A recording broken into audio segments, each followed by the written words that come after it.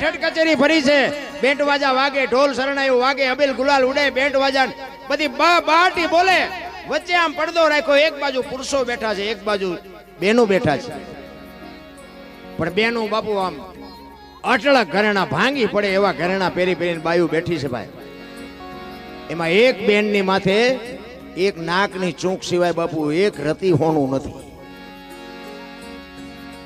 એકાબીજી બેનો બાપુ વાતો કરે છે કે ઓલી બેન હમું જો કાંઈ છે આ શું કામ ભૂંડા લાગવા હાટું અહીંયા આવ્યા છે, કારણ કે મને તમને થોડુંક આપ્યું હોય ને એટલે આપણે ઠેકડા ભરી અમારી પાસે કંઈક છે.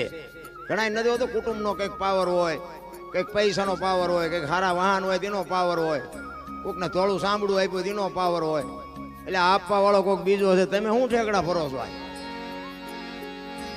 બેન ને ઘરેણા વગરની બેન બેઠી અને બીજી બેન કહે છે કે બેન કેમ તમે કાંઈ નથી પહેર્યું, કાંઈ નો રહેવા દીધું? કે ભાઈ આ તો સમય છે, સમયની બલિયારી છે, હોય તો પહેરાય, ન હોય તો ન પહેરાય. એકાબીજી બેનું દાંત કાઢે છે કે આમને શરમય નહીં આવતી હોય, એક પાવલી ભાર હોનું નથી ને આવડા મોટા ઘરે મહેમાન થઈને આવ્યા છે, આમને શરમ ન આવે? એ બેન ને બાપુ વાઠી હોય તો લોહી નો નીકળે, ઉપર બેઠી છે શાંતિથી. એ કે પણ બેન કાંઈક તો રાખવું હતું. એ કે રાખવું હતું ઘણું પણ ન હર્યું. અને એકડા ઠઠ કચેરી ફરી હતી, એમાં બાપુ એક દરબાર આવ્યા, અને દરબાર આવ્યા ને આખો ડાયરો ઉભો થઈ ગયો કે આવો આવો આવો દરબાર આવો આવો બાપુ આવો.